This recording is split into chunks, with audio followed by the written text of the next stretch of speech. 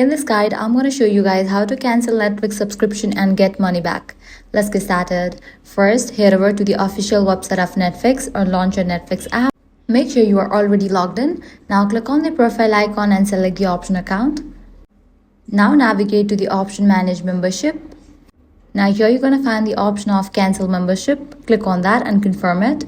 Your account will remain active until the end of your current billing period. Netflix generally does not automatically provide refunds after cancellation. If you were charged recently and believe you qualify for a refund, navigate to the website Netflix Help Center, then scroll down and click on Contact Us.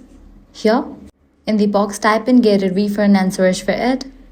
Now scrolling down, you're going to find two options. Call us and chat with us. Using any of this option, you can request for a refund. And that's it. This way you are able to cancel Netflix subscription and get money back. If this guide helped you out, do not forget to like, share and subscribe.